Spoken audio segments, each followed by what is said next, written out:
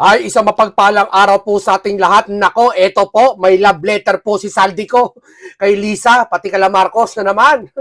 No? Oh, eto po ay naglabas muli ng video etong si Saldico. Dito nga po, partial na naman po, no? Ito nga sabi ng nakaraan ng ICI yata na ito hindi dapat paniwalaan kasi nga putol-putol ang video. Ewan ko ba, no? Kung bakit anong pinagbatayan nila porkit putol-putol, no? Dapat niya imbestigahan nila eh. Simulan nila imbestigahan eh. Kung talagang transparency ang hinahanap nila, parehas nilang iimbestigahan. Hindi lang yung nagsalita, kundi yung pinangalanan, 'di ba? Ganun dapat ang transparency. 'Di ba? Kasi hindi naman ang sabi niya naman sa katabi ng matatanda eh, hindi naman magkakaroon ng usok walang apoy eh. 'Di ba? Hindi naman din sinabi may kasalanan yung mga pinangalanan. Nga lang dapat para makasigurado tayo, kayo nagsusunod ng transparency, dapat handa kayo sa bagay na to. Di ba? Lalo na kayo po ang presidente, siya anak, kayo mga namiminuno dyan. Kapag nabanggit ang pangalan nyo, handa nyo depensa. Di ba? Kasi ganun, ay, ikaw leader, ikaw signatory, ikaw ang nagpapasya ng mangyayari sa Pilipinas, sa mga budget. Dapat handa ka pag may mga ganitong risk, di ba? Ganun lang yun eh. Oh, yun ang ngayon. Eto po, muli yata nagpadala si Saldi ko ng letter. Tapos may mga nabasa ako dito na sabi, basahin mo natin to bago natin simulan, no? Ayan, ibunyag mo na ang lahat ng pati yung kay Tantoko. Naku, pati siya tanda. Alam mo, sabi kasi na marami, si Saldi ko daw. Syempre marami alam eh. 'Di ba? Magkakasabwat 'yan. Sabi niya ng iba eh. Ngayon hindi na kayo magkakakilala, 'di ba? Nila Sandro. Pero sa mga picture magkakakilala kayo. Appropriation sa speaker, hindi kayo magkakakilala na. Ibig sabihin, hindi kayo ganun ka-close? Imposible naman. Appropriation kayo eh. Sino ba naggalan sa inyo? Sino ba naglagay dyan sa inyo? Sino ba nag-appoint sa inyo yan? Di ba? Kaya ito, yung mga netizen po, mga nagko-comment po, hindi maiwasan yung mga ganitong komento na ibunyag mo na lahat, ang pati yung kay Tantoko. Kung totoo man yun or hindi. Alam namin, marami kang alam. Kasi di ba sa panang Tantoko, nababalita daw po, napasama daw ata doon yung First Lady. Yan, napasama doon. Ngayon, ay nala ng iba, yun yung mga panahon daw kung saan si Duterte hinuli. Di ba? Kaya hindi maiwasan mga ganitong sitwasyon naman na kay Harry, panakip daw ulit, para kay Sandro, tapos ito na naman daw issue. Alam mo, sa tuwing may lalabas na ganitong issue, may mga issue rin ibabato yung kabila. Hindi ako may sabi niyan, sa mga nababasa natin, mga chismis na naman, no? Katulad dito, baka sabihin yung AI to, Diyos mabalos man sa imo kong. Ingat ka, Kirmi. Hindi AI po to. Di ba? Ito pa, magtago ka na, mabuti Saldi ko. Pag namatay ka na, wala na magtuturo ng Pangulo. Para mas maganda, Saldi ko, total, kumanta ka na rin naman. At hinahunting ka na, dati mo mga kasamahan. Pwede bang ibulgal mo na rin sino talaga ang may kagagawa ng pagkidnap kay PRRD? Nako, eto na. Di ba? Hindi, ako sa akin lang nagseta kasi ang Pangulo dito, sabi ng Pangulo po, na parang binablackmail daw po ang Pangulo, ang administrasyon, na kung i-cancel yung passport ni Saldi, patuloy sila maglalabas ng video. Para lumalabas, wag ka na maglabas wag mo na kaming cancel ang passport, hindi na kami maglalabas ng video. Ang Pangulo, talagang hinamon siya. Sige, maglabas ka na. Mas maganda naman ang ginawa ng Pangulo. Nice job, Pangulo. Tama yan, para may lagi kami susubaybayan part. Kasi mas pinapanood po sa mga teleserye. Itong kay Saldi, mas kaabang-abang eh. Di ba? Kaysa yung mga noontime show. Di ba? Yung kasaan andun pinamumunuan dati ni Pepsi. Hindi. Eto nga, mas kaabang-abang po kasi parang pelikula po, parang series. Parang kami nanonood araw-araw kay nabang-abang kay Saldi. Di ba? Kaya good job, Pangulo. Okay lang yan. Hindi mo na, kasi bakit? Mas nahayag po kay Saldi. Pero hindi naman porkit nabanggit kayo, nabanggit yung anak nyo, nabanggit asawa mo, kayo na may kasalanan. Sabi ko nga, pumayag kayo na party kayo ng investigasyon. Huwag kayo papayag na exempted kayo. Lalo na kung ikaw pumirma pala ng budget, di ba? Dapat kasama kayo para happy all, di ba? Kumbaga, ika nga sa mall, di ba? Sabi ko nga sa mall, payag ka, ako lang kakapkapan. Paano yung kasama kong kasunod ko? Ba't di mo kinapkapan? Ba't ako lang? Akin ka naghihinala? Dapat lahat kakapkapan, di ba? Kasi lahat may nanakawan, walang umaamin, di kapkapan lahat, di ba? Ganun lang po yon. Pag may hindi kinapkapan, ayaw magpakapkap, isa lang ibig sabihin nun. Di ba? Kaya ngayon, dapat magpa-imbestiga tayo lahat.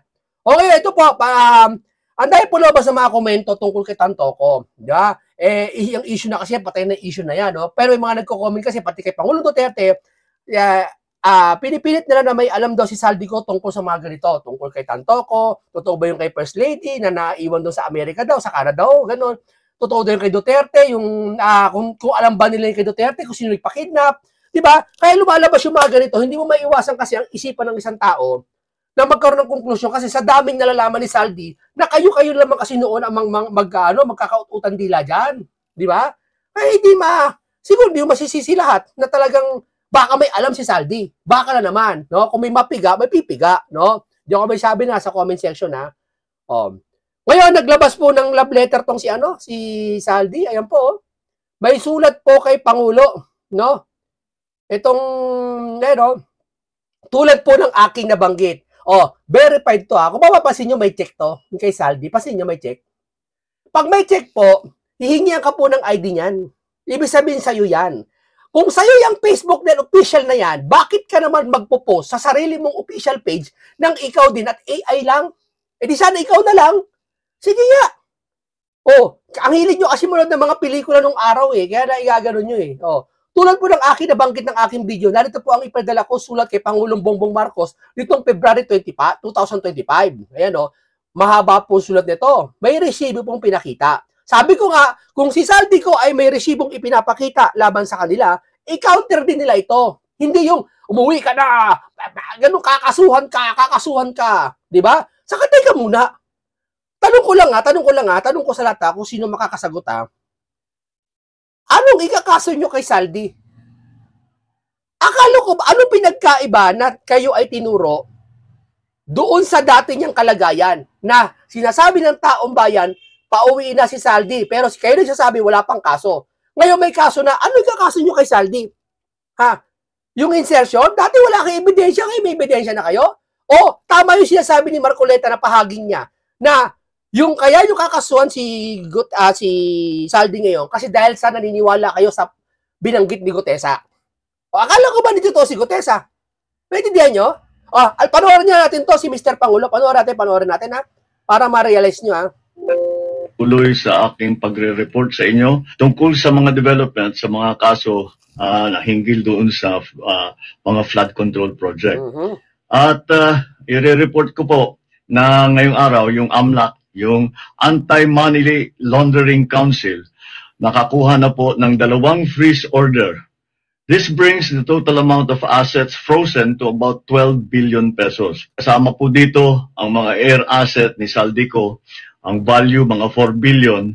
At bukod pa ron, meron po tayong nakuhang 3,566 na bank account, 198 insurance policies, 247 motor vehicles, 178 real properties, 16 na e-wallet account, at saka air asset na frozen na. Umpisa lang po ito. Mas marami pong asset ay mafo-frozen para maibalik ang pera ng tao sa kanila. Ito po ang aming pangako, that the money of the people will be given back to the people. Meron din pong development, yung ICI at saka ang DPWH, magsusumite po ng ebidensya sa ombudsman and magrekomenda sila ng kaso ng plunder, anti-graft, bribery, conflict of interest sa 8 congressman na may-ari ng mga construction company na may proyekto sa DPWH. Lastly, meron po akong ibabanggit sa inyo. Dinapitan po kami ng abogado ni Saldico at nagtatangkang mag-blackmail na kung hindi po namin kakanselihin daw ang passport niya, hindi na raw siya maglalabas ng video. I do not negotiate with criminals. Kahit maglabas ka na ng video ng lahat ng kasinungalingan mo na pag-destabilize sa gobyerno, gusto kong malaman mo, Saldi, makakansela pa rin ang passport mo. Hindi ka na makakatakas. Teka muna, sir. Di ba dati nakaraan sabi nyo hindi pwede cancel ang passport kasi ayaw nyo mag-prejudge? Di ba sabi nyo tayo Hindi ko pagkakamali Tama ba? Na parang lumalabas ayaw nyo kasi wala pang kaso. Pero tanong ko sa inyo, sir, dapat sinabi nyo, anong kaso ni Saldi?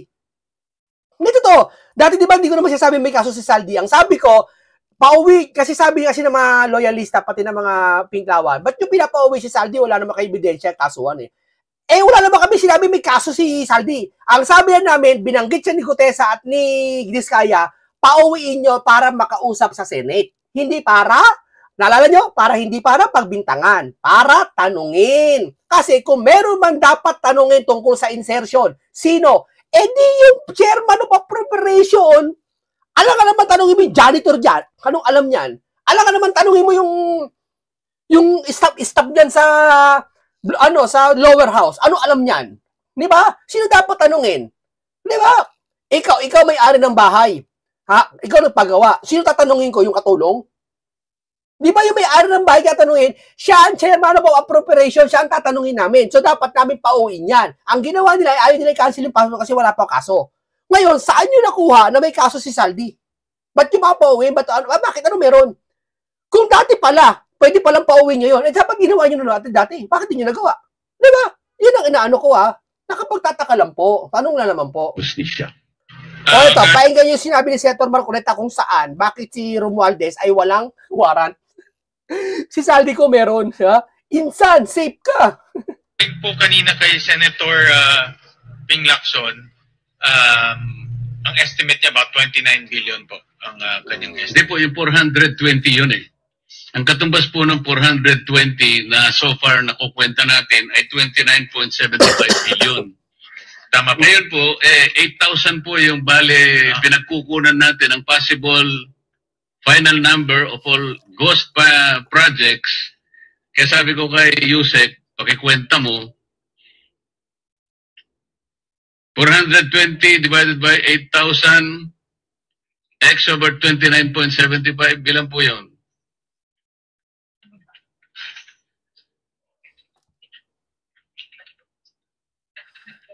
$156 billion, tama po? 156 billion. Yeah, tama ho. O yan po yung po pwedeng mangyari kung sakasakaling 8,000 lang. Baka umabot naman kasi ng 10,000 po eh. Kaya lalaki at lalaki po. 100, yan ang potential po, 156 billion. Yes, Mr. President. Correct. Kanina po, sa pagtatanong po ng mga naunang kasama natin, Mr. Talaga President. si Senator Marcoleta talaga, hindi siya titigil eh. Talaga rest back siya eh. Hindi siya papayag na pag nablangka siya ng umpisa, matahimik na ako. Pag wala siya nakuha ng umpisa tungkol kay Martin, pati kay Sandy, tatahimik na ako. Hindi, kukulitin niya kay araw-araw niyan. Diba? Ganyan rumesbak si Marcoleta. Ganyan talaga umatake si Senator Marcoleta. Then, ay nasabi yata ng ating secretary na ang DPWH po at saka ang ICI ay nagsama para magrekomenda po ng pagpapile ng plunder and other charges against former President Saldico and former Speaker Martin Romualdez sa office. Former President Saldico? Ba't President ba si Saldico? Mali kaya yata dyan, Miss Senator Marcoleta. Hindi, baka naman kasi pwedeng President of Appropriation. Pwede naman. Tuloy natin. Ang presidente naman, di porket presidente ka ng Pilipinas. President ang narinig ko eh. Baka appropriation, chair. Sila ng ombudsman. At ang pinagbasihan po ninyo, kung tama po ang aking pagkakadinig, Mr. President, ay dalawang bagay. Yung 100 billion worth of government contracts secured by SunWest from 2016 to 2025. Tamo, si Senator Marcoleta pa nagbabanggit kay SunWest. Nabanggit ba yan ni Boy Tago? Sige nga. Yung mga SunWest na yan. Diba? Hanggang ngayon, wala. Display siya eh. Display siya doon. At saka yung statement po ni Orly Gutesa. Tama po ba yun, Mr. President? Tama po, Mr. President. Among others, pero tama ho kayo. Ngayon po, Mr. President, narinig ko rin po kanina na si Mr. Saldico ay meron ng warrant of arrest. Tama po. Bakit po si dating speaker wala pa? Bakit dating speaker wala pa? Kala mo talaga yun. Wala pa hong kaso sa Sandigan Bayan, Mr. President. So, yung ko, pagkaalam ko ho, ito yung mga unang kasong ifinalo sa kanya. Ang alam ko po, isa sa ginamit po na katibayan ng pagsasampa ng kaso ay sworn statement ni Orly Gutesa. Ang statement po ni Orly Gutesa sa aking pagkakatanda, Mr. President, meron pong tatlong pangalan. Ang natatandaan ko pong nabanggit doon. Oh, ayan. Una, yung pangalan ni Representative Eric Yap. Pangalawa, Yung pangalan Eric Yap. ng dating Representative Saldico, at pangalan ng dating Speaker Martin Romualdez. Oo, tatlo sila eh. Ang sabi po ng mga Amerikano, Mr. President, the sauce for the goose is the sauce for the gander. Bakit parang, ba't po hindi nagsabay? Yung kay Ibig sabihin dito ni Senator Marcoleta, kung bakit si Saldi kinasuhan. Ano naging batayan nyo para sa akin? Ibig sabihin kay Gutesa. Kung kinasuhan nyo si Saldi dahil ang batayan nyo kay Gutesa, sa malamang binanggit din ni Gutesa si Martin. So bakit si Martin walang warrant, walang kaso? Dapat meron din. Kung meron si Saldi, meron din si tama? Sabay silang binanggit eh. Dapat yan, doon pala kay Diskaya, binanggit sila, meron na silang investigasyon eh. Di ba? Anong nangyari? Malakas ba, insan? Di ba? Totoo, mali. Case po ni Zaldico po, ito po yung mga naunang kaso. If you remember po yung inspection ni Secretary Vince at kasama po si Governor Bons Dolor sa Mindoro. Ito po yung naging basehan po ng pag-file ho nila ng case. Final ho nila to sa Ombudsman September 29. So mas maaga po itong kasong to. So ito pong pangalawa, Mr. President, itong pinagsamang pagsusulong ng asunto ng DPW at ICI, kasama na po yung dalawa uli, Speaker Martin Romualdez at saka si Saldico. Ito po ay final po ng Sagot! ng ICI sa Ombudsman. Siyempre ICI eh. Nandun na po sa Ombudsman ngayon. Yun nga po, kasama ang DPWH. Yes, kasama po. So, inaasahan po ba ng DPWH na magkakaroon din po ng issuance ng warrant of arrest dahil isa po ang ginamit po ninyong dokumento ay yung salaysay nga ni Orly Gutesa? Kampante po si Secretary Dizon sa kanilang mga nakalap na ebidensya at may tiwala po sila sa Ombudsman na magiging masino po sila sa pagtitingin ho dito sa mga ebidensya. Gusto ko rin pong paniwalaan yung sagot niyo, Mr. President. Para ayaw maniwala. Gusto ko rin paniwala yung sagot niyo. Sana nga.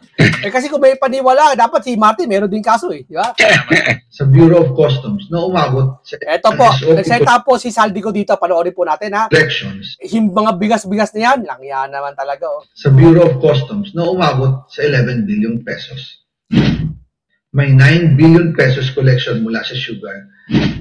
Ang kita mula sa importasyon ng sibuyas na hawak naman ni Martin Araneta. Tinawagan daw siya ni First Lady Lisa Marcos. Ito ha. Dapat, dito man lang, binanggit mga pangalan nyo, Lisa, Sandro, ano man, dapat, investigasyon to. Diba? I-depensahan nyo kung ito ay mali. Hindi yung sasabihin na, mali yan, umuwi ka na, mali ka. Paano madaling sabihin mali?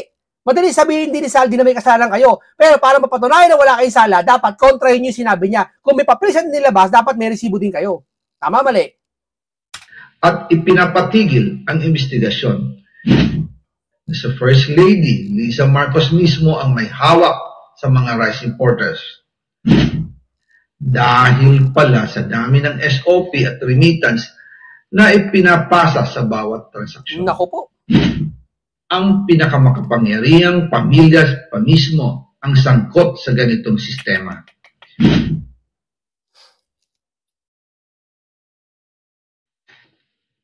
Ngayon naman po, tungkol sa kampanya nitong 2025 elections, nagkwento sa akin si dating Speaker Martin Romualdez. Kinausap daw siya ni PBBM sa Tacloban para tumulong sa gastusin ng mga kandidato mula national hanggang local candidates. Naku po. Ang sagot ni Speaker, naibigay na niya ang SOP collections sa Bureau of Customs na umabot sa 11 billion pesos. Dagdag pa dyan, may 9 billion pesos collection mula sa sugar na ayon mismo sa kanya ay pinaghahatian lang ng 5 kumpanya para makontrol nila ang presyo ng asukal sa merkado. At iba pa ang kita mula sa importasyon ng sibuyas na hawak naman ni Martin Araneta, kapatid ni First Lady Lisa Araneta Marcos. Kung matatanda ninyo, noong 2022, nagkaroon po ng investigasyon sa Kamara na pinangungunahan ni Congressman Toto Swansing dahil sobrang taas ng presyo ng sibuyas. Umabot ng 600 pesos kada kilo. Gayong dapat ay nasa 80 pesos lang. Doon lumabas ang pangalan ni Martin Araneta bilang isa sa mga nasa likod ng kontrol sa importasyon ng sibuyas. Pero hindi po natuloy ang investigasyon. Ang sabi ni Speaker, tinawagan daw siya ni First Lady Lisa Marcos at ipinapatigil ang investigasyon. Kaya walang natuloy at walang naparusahan. Dahil pala, kontrolado ng kapatid ng First Lady ang importasyon ng sibuyas. Oh, yeah, depensahan niyo siya, sabi ni Saldi. Ganito rin po ang nangyari sa bigas. Noong April 2023, nagsimula ng tumaas ang presyo ng bigas. Kaya iminungkahi ko kay Speaker Martin Romales na kung pwede ay mag-angkat tayo ng 13 million metric tons para sa buong taon. Ang layunin ko po ay mapababa ang presyo ng bigas sa 22 pesos kada kilo. Pero hindi po ito inaprubahan ng Pangulo noong sila ay nasa Clark. Dahil doon, sumipa ang presyo ng bigas na umabot ng 55 pesos kada kilo hanggang 2024. Ako po, laki nun. Noong 2024, kinausap ko ulit si Speaker Martin Romualdez na kung pwede makausap namin si Secretary Laurel Chu ng Department of Agriculture at Secretary Ralph Recto ng Department of Finance para maibaba ang taripa ng bigas mula 35% to 15%. Sinabi ko kay Speaker Martin Romualdez na kung pababayaan natin ang patuloy ng pagtaas ng presyo ng bigas at umabot ito sa 60 pesos kada kilo, siguradong magagalit na ang taong bayan. Posibleng magrevolusyon na ang mga tao at tiyak na maapektuhan dito ang mga kandidato ng administrasyon sa 2025 elections. Isa sa mga patunay na hindi na masaya ang taong bayan ay ang pagbaba ng approval rating ng Pangulo noong panahon na iyon dahil sobrang taas na ang presyo ng bigas. Yan ang hirap eh. Yung kapalaran ng bansa natin, pati mga taong bayan, napupolitika. Imbes na gumanda, wag yan. Kasi baka huminga tayo sa politika, huwag mo ilabas yan. Alam mo yun? Pinipilit nila, yung di pa hinog, sabi nga matatanda, hindi pa hinog yung bunga, pinipilit yung pitasin. Di ba? Nangyari po ang meeting at halos inaabot kami hanggang alas 2 ng umaga, nakikiusap, nagpapaliwanag. Buti na lang, matapos ang matagal na negosasyon, pumayag din sila. At di nagtagal, inanunsyo na rin sa publiko na ibaba ang ng buwis sa bigas.